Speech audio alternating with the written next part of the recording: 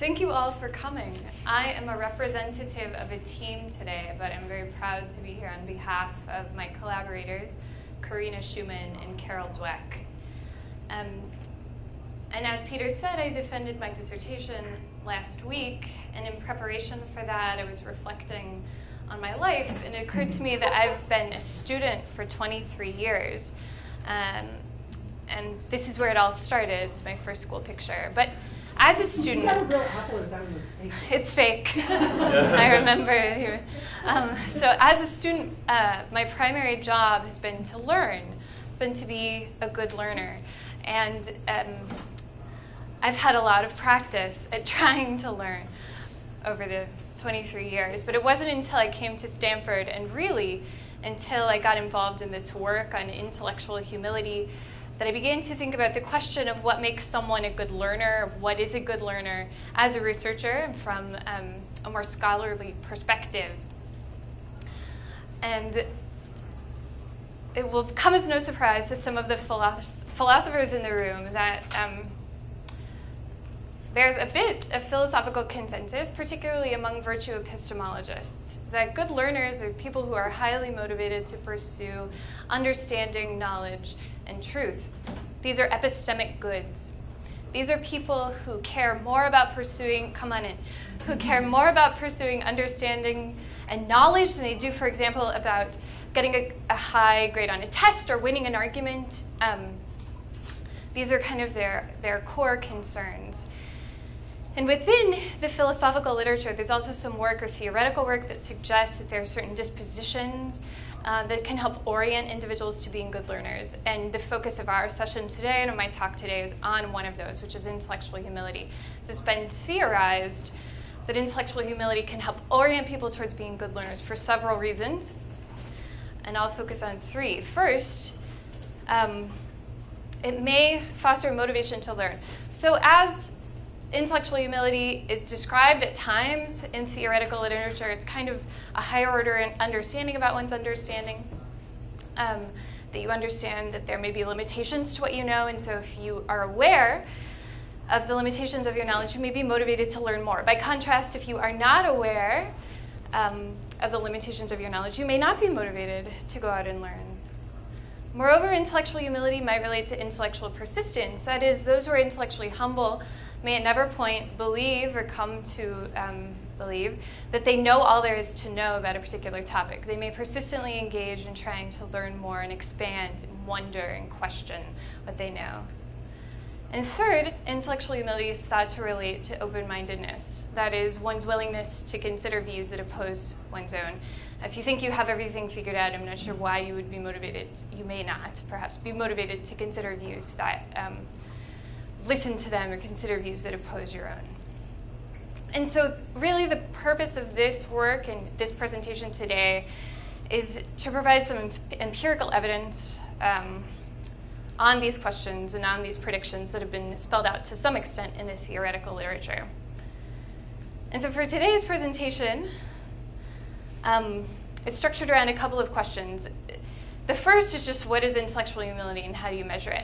We talk a lot about this at this conference. This is not my normal audience, but I do want to share with you all who are experts in intellectual humility how we think of it in our lab and also how we've operationalized it, because I think it has some implications for our findings. The second set of questions that I will talk about today involve what some of the potential outcomes of intellectual humility might be. So Peter and others' work shows that people tend to view intellectual humility in a positive light. But empirically, do we know if it's related to adaptive outcomes or not? There's more sparse evidence. And so specifically, I look at whether intellectual humility relates to how people manage or respond to disagreements, and also whether it relates to outcomes that are relevant for learning in school. So the talk will proceed in this order, and I'll talk through both of these questions. First, what do we mean by intellectual humility? Our team sees IH as having two primary components: an inward-looking component of recognizing the limitations of what one knows, and also an outward-looking component, an interpersonal component of valuing others' intelligence.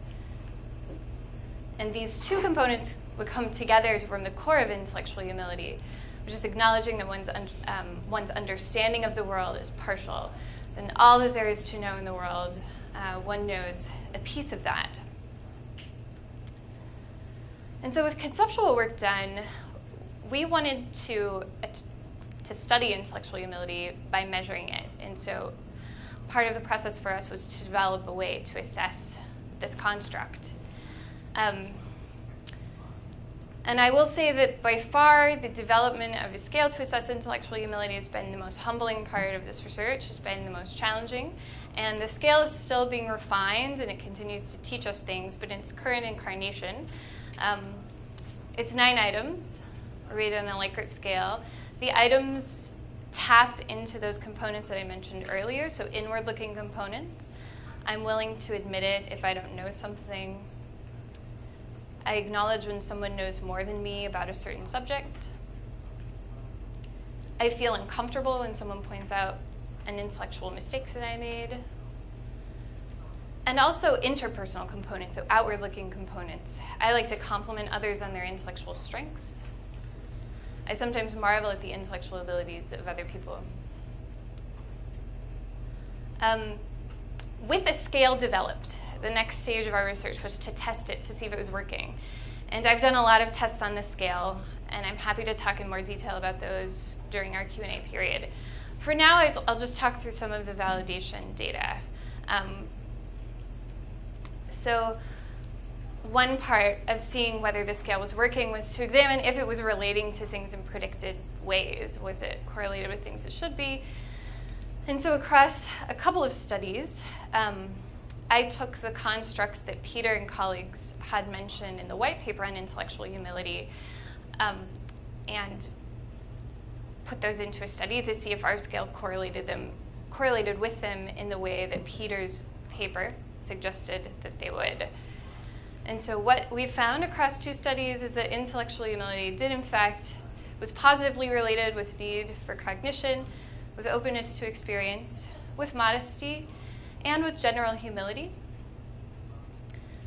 In one of the studies, but not the other, it was negatively related to narcissism and to need for closure. I will mention that the correlations in the validation studies ranged from 0.18 to 0.42. I mention this to suggest that intellectual humility the correlations weren't so high as to indicate that intellectual humility was completely redundant with the other constructs. It was tapping something unique. The inconsistent findings for narcissism and need for closure were curious. We had very different populations in the 2 validation studies, so that could be part of it. Narcissism was also measured slightly differently. So those are a couple possible explanations, but I'm open to your ideas if you have other thoughts about those inconsistent findings. In any case, with some conceptual and measurement work under our belts, the next phase of the research was to examine how intellectual humility related to people's responses to disagreement.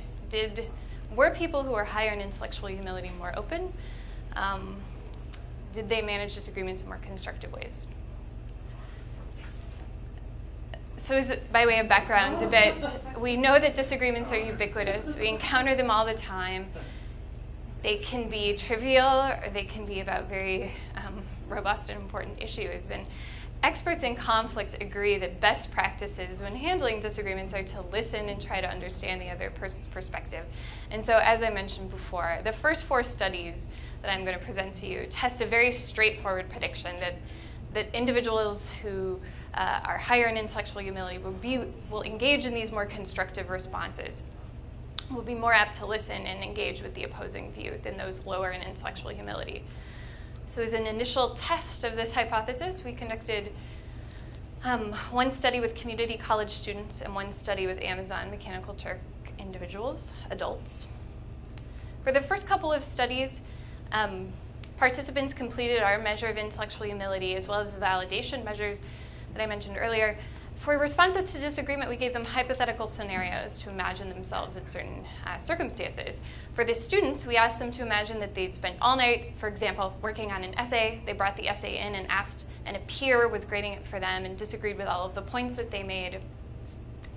For the adults, we gave them a list of 5 very important socio-political issues. So things like, Do you support increasing taxes to support education? Do you support limiting greenhouse gas emissions? And participants chose one of the 5 of those issues that was most personally important to them. Then they were asked to imagine that they were in a discussion with someone about that issue. For both hypothetical scenarios, the really key dependent variables were, number 1, why do you suppose someone disagrees with you? Is it because they're not as smart as you are? Is it because the issue is very complex and warrants different opinions on it? So there were a series of attribution items that participants rated from 1 to 7. We created a composite of those. And then they were also asked, how would you respond in a discussion? Would you listen to what the other person has to say, or would you ignore everything that they have to say? And there were, again, a series of items rated on 1 to 7. This is what we found, that in both studies, participants higher in intellectual humility were more apt to make more respectful attributions for the disagreement. That is, they were more apt to say, other people disagree with me because the issue is quite complex and it warrants different opinions. Less apt to say they disagree with me because they're not as smart as I am. Participants higher in intellectual humility in both studies were also more apt to report being more open. If they were to have a discussion with someone, they reported they would engage and try to listen and perhaps learn from what the other person had to say. So for the next couple of studies, we wanted to expand the work and examine a more behavioral measure of openness to the opposing view. For these studies, we recruited adults from Amazon Mechanical Turk. For the behavioral measures of openness, in the first study, participants were presented with an important issue, such as gun control. They were asked to take a position on that issue, so I'm pro or anti-gun control. Then they were directed to a web page, and on the web page, there were a bunch of links listed. And participants were told that we'd done some research before and learned why individuals such as themselves had different positions on these issues. Participants could read as many of these reasons or justifications for issue positions as they wanted. Half of the issue positions were pro-gun control, half of them were anti. And our prediction was that participants higher in intellectual humility, who were more open to the opposing view, would be more apt to read more reasons justifying the opposing view relative to those low in intellectual humility. That is, if I'm pro-gun control and I'm high in intellectual humility, I will be more apt to read more anti-gun control reasons relative to someone who's low in intellectual humility. Study 4 was quite similar, except that instead of reading reasons, we asked participants to generate reasons for why they had the views that they did.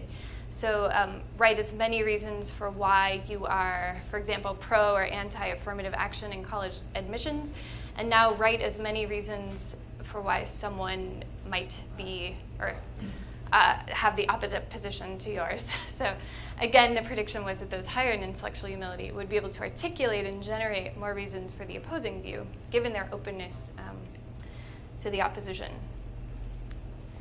There were a lot of other variables assessed in this study, and I am highlighting, and that's the case for this entire presentation. I'm highlighting some of the key findings,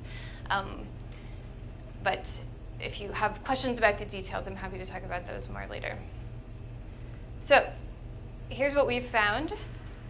As predicted, in study 3, those higher in intellectual humility read more opposing view reasons relative to those lower in intellectual humility. However, for study 4, those higher in intellectual humility weren't significantly more likely to read or to write more opposing view reasons. This correlation was marginally significant. P was 0.055, but it wasn't quite there. In addition, I'll mention that when it came to articulating reasons and writing them down, there were a lot of other factors that correlated with that. For example, people's level of education and their level of political engagement. We didn't see those variables correlating with the first dependent variable. It suggests that maybe the ability to write down reasons is confounded with a lot of other factors and may not be as purely indicative of someone's openness to the opposing view. So that introduces some noise into this.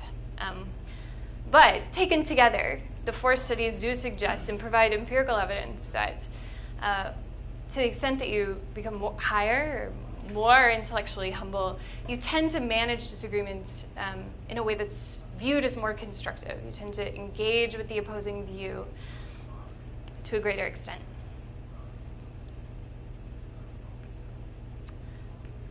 So getting back to our research questions, the next set of studies look at one of the most interesting contexts that we have for learning today, which is in school, to examine whether participants, whether individuals who are more intellectually humble may perhaps do better in school, perhaps learn more.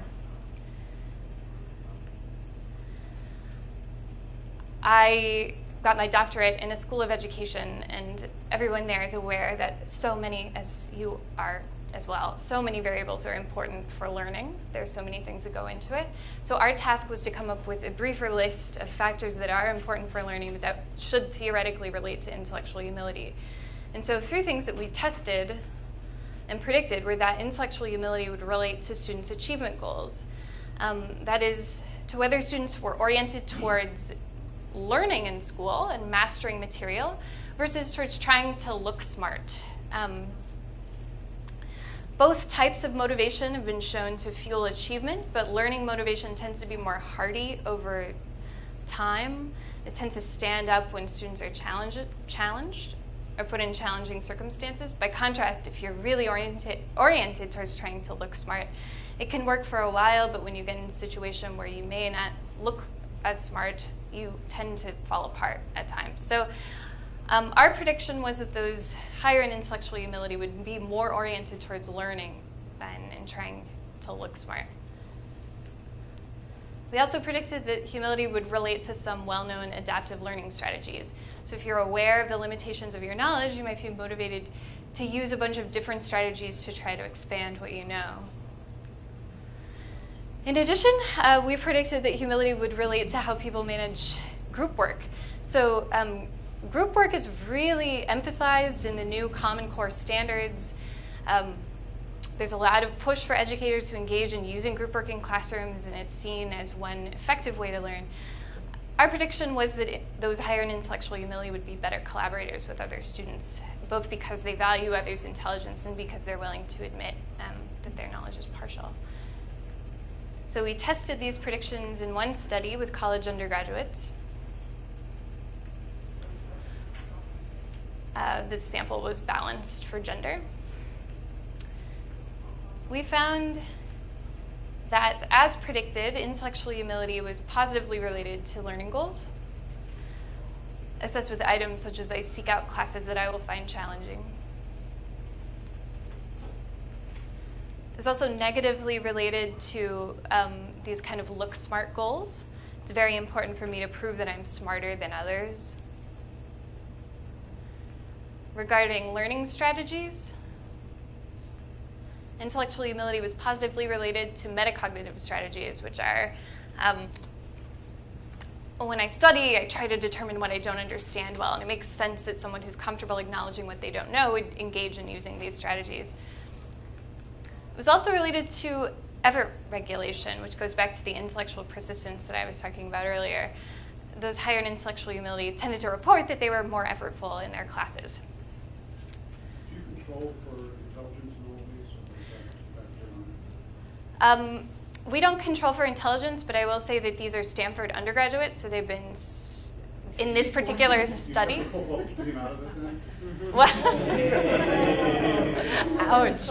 I didn't quite hear you, but from this reaction, I can tell I don't really want, in any case, yeah. In the next study I'll talk about, we do control for ability, so we can talk a bit more about that. But yeah. And I will say also that these findings do hold controlling for demographic factors such as socioeconomic status and gender. Regarding group work, intellectual humility positively related to how people, whether they reported being collaborative in working with others, those higher in intellectual humility didn't need to be the star of the team.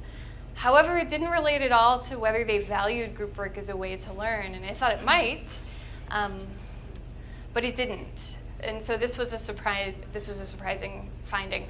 Though in talking with students and in my own reflections, there's a great variability in group work experiences in school. Some of those experiences are high quality and some of them just aren't. And so that does introduce noise into this measure, which was very global and asked about group work experiences generally.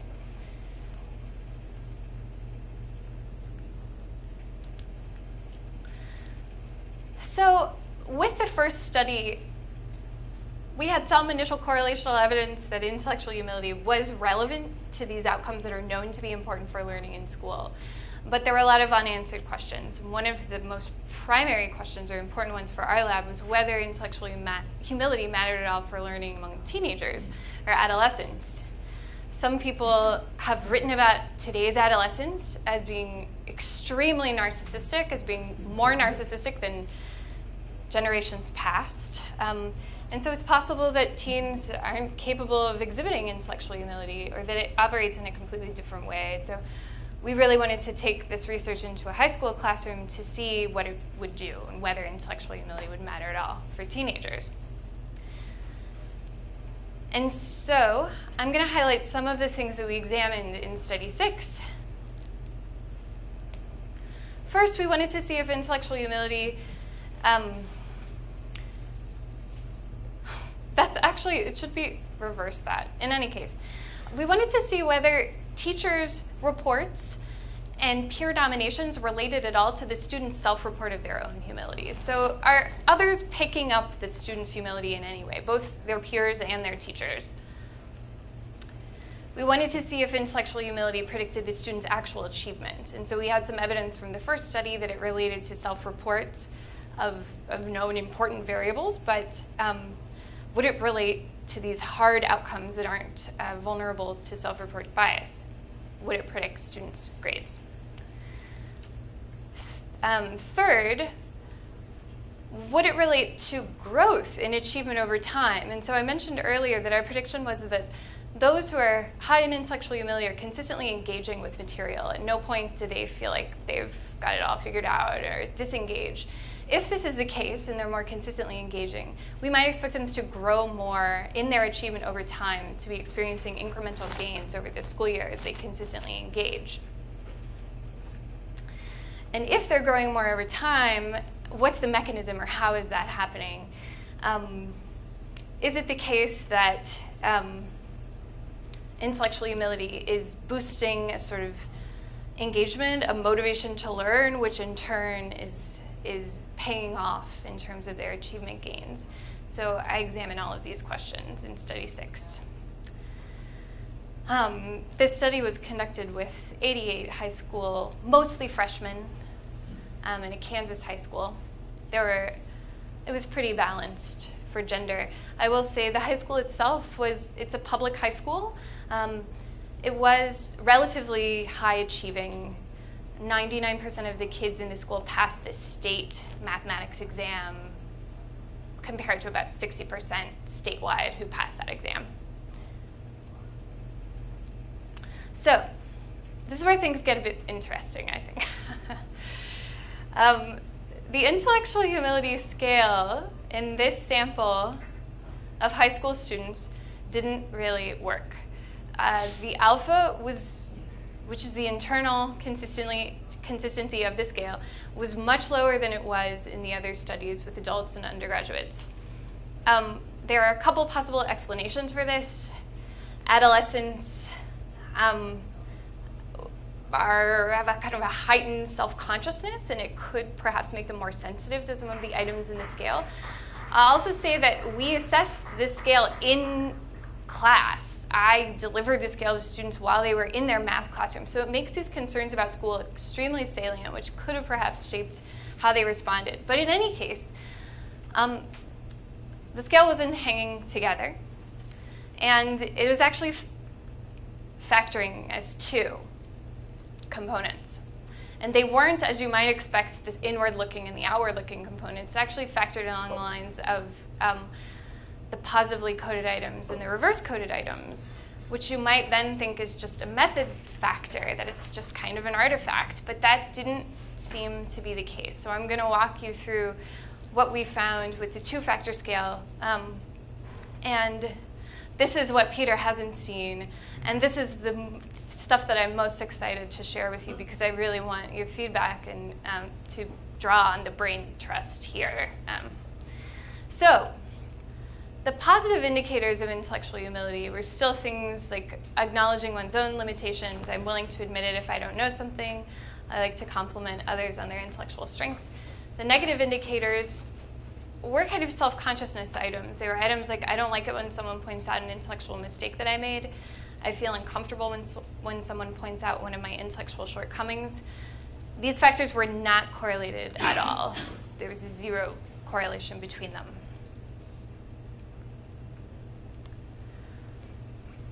What we found was that the positive indicators of IH predicted positive peer nominations. And so students were given a list of the names of kids in their class, and they were allowed to write down up to 3 names of someone they respected, of someone they admired, of someone who was smart, of someone who they wanted to be like.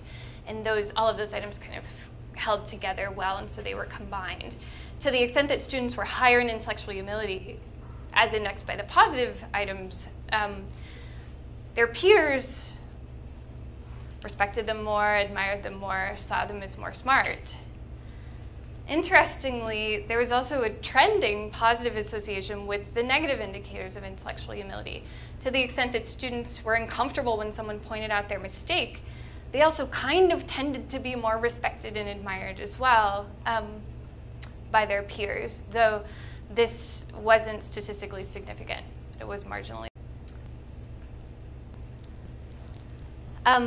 Teachers reported that students who were higher in the positive indicators of intellectual humility were engaging more in learning in their classes. They reported that these students were more actively working on the material. There was, again, also a marginally positive association between the negative indicators of intellectual humility and this sort of engagement in the classroom. However, we also asked the teachers to rate the students' intellectual humility. We just took some items from the scale and adapted them for the teacher to rate the students' intellectual humility, and we found no correlations between the teacher's report of the student's IH and the student's report of their own intellectual humility. Others have talked about that. Our explanation was that the teacher who has 130 students going throughout the day may not have a great sense of each individual's level of intellectual humility, but it's kind of interesting to think about. So regarding achievement and grades, students higher in positive indicators of intellectual humility did better. They scored better. They earned higher grades in their math class. But students higher in the negative indicators of intellectual humility also did better in math. Students who were uncomfortable when someone pointed out their mistakes, they didn't want to make a lot of mistakes, and they got higher grades. So next question was whether intellectual humility would predict growth and achievement over time. And I was happy to have some longitudinal data to examine this question. What I had were 11 test scores, math test scores, like kind of unit tests through the year. And these are the means. As you can see, like it's a mess. Like kids are bouncing around. It's kind of reflective of the difficulty of different units, but there's a lot of variability. However, there was a small but positive trend towards growth in these data, that students tended to get a little better as the year went on. And more importantly, there was significant variability around this growth slope, which is suggesting that some students were growing at a higher rate than others. So what we wanted to test was whether intellectual humility could help explain some of that variability.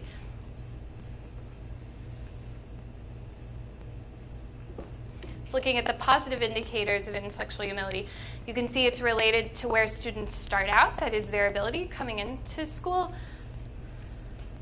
But it's also positively related to their growth, which is suggesting that students higher in positive indicators of IH were growing at a higher rate than the other students relative to those who are lower in IH. The next question that we wanted to test, as I mentioned, was the process by which this was happening. So what can explain why intellectual humility is boosting growth over time? So we investigated the mediation model and looked at learning goals as a mediator.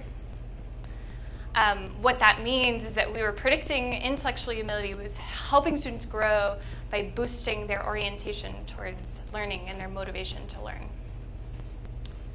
So here you can see intellectual humility, those higher in intellectual humility had stronger learning goals.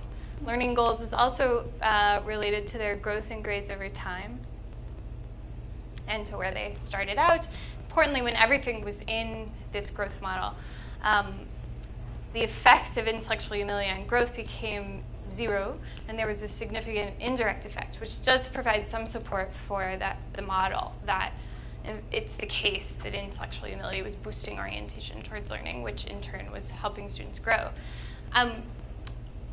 What about the negative indicators of intellectual humility, this being concerned about making mistakes? It didn't predict growth. It marginally predicted it, but it wasn't significant. But it's interesting because I showed you earlier that the negative indicators of IH predicted achievement generally. And so I examined a mediation model to see what might be explaining that. And in contrast to the positive indicators of IH, the negative indicators were not related to learning goals at all, but they were related to look smart goals. These normative ability goals that I showed you earlier. It's really important to me to look smarter than the other kids in my class. And what we find is that intellectual humility is related to those look smart goals and also to grades.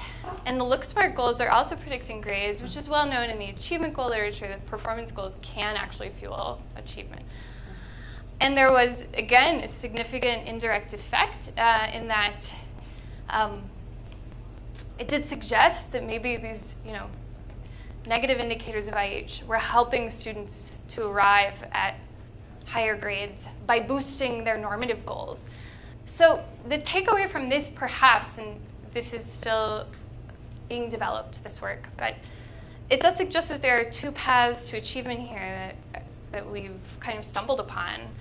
To the extent that you're willing to admit what you don't know and kind of be open to learning from others, you're more oriented towards learning, and it is paying off in terms of your achievement over time and your growth in achievement. And it's doing it through these kind of adaptive motivational pathways. By contrast, to the extent that you're afraid and you don't like it when someone points out your mistakes, you're motivated to perform well, and you are performing well. However, the path to achievement is coming at a bit of a cost, and that you're getting there through these normative goals, which we know from the research can tend to kind of crumble in the long term, and when you're in a situation that's really challenging. Where you might not look smart. So we just want to recap, conceptualize intellectual humility, shown you how we conceptualize it, presented one way to measure it, also presented some evidence that intellectual humility is associated with how people manage disagreements and is also relevant for how people, for some outcomes that are important for learning in school. Again, I want to show you my collaborators, Carol Dweck, Karina Schumann, and Kali Trzesniewski. And we have lots of time for questions. So. 10 minutes, so. Oh, great.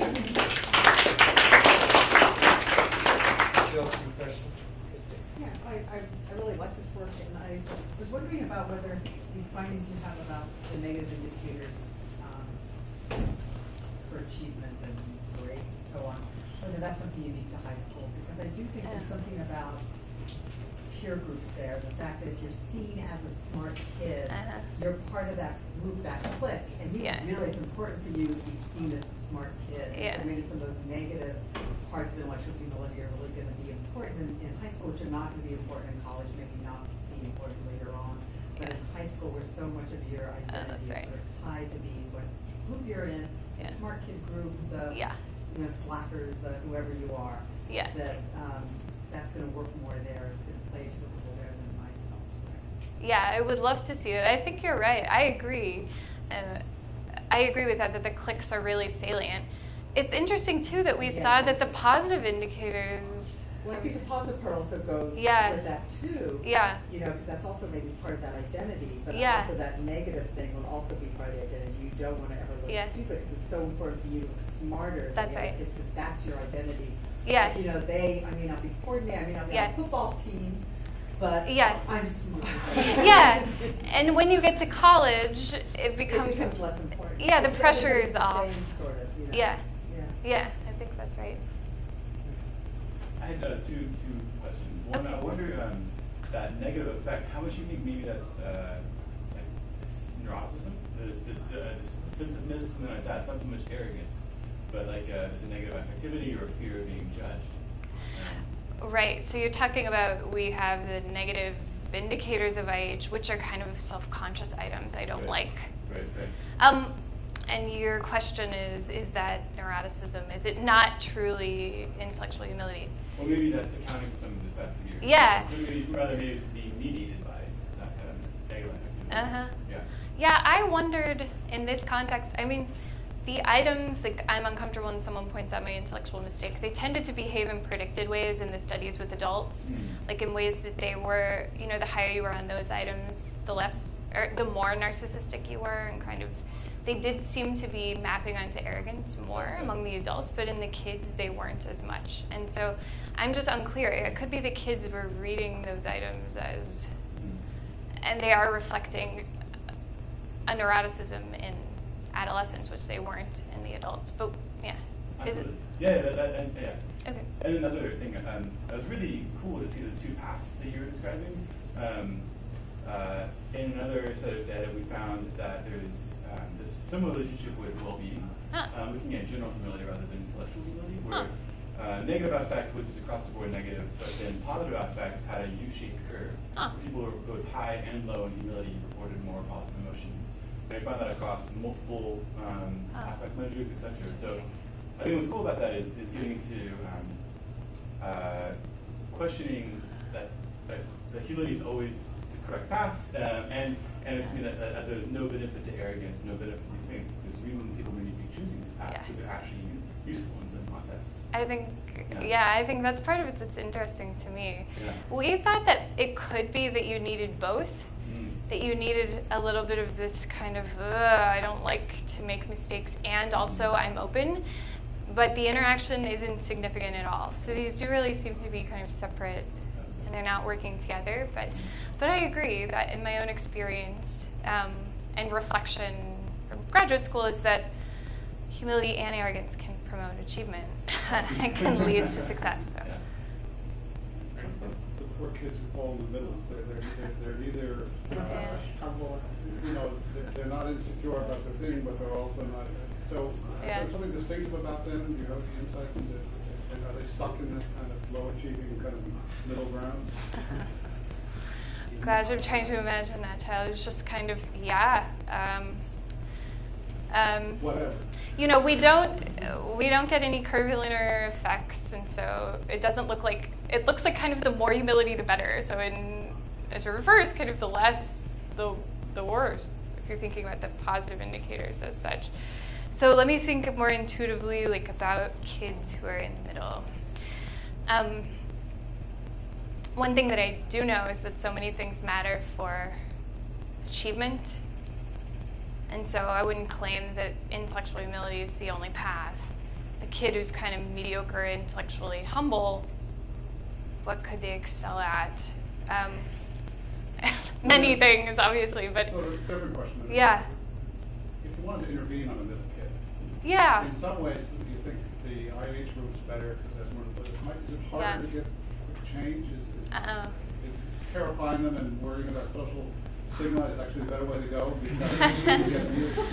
How to intervene? Well, because I know the idealistic view is you should go the IH route, but maybe that's much harder and uninformed kids you can't do it easily. That's a really good point. Right. Just terrify them and it's a quicker route. Yeah. We do have a study that is a pretty quick route to humility in which we just shape their mindsets really easily and it boosts their humility, the positive indicators too. Glad to hear it.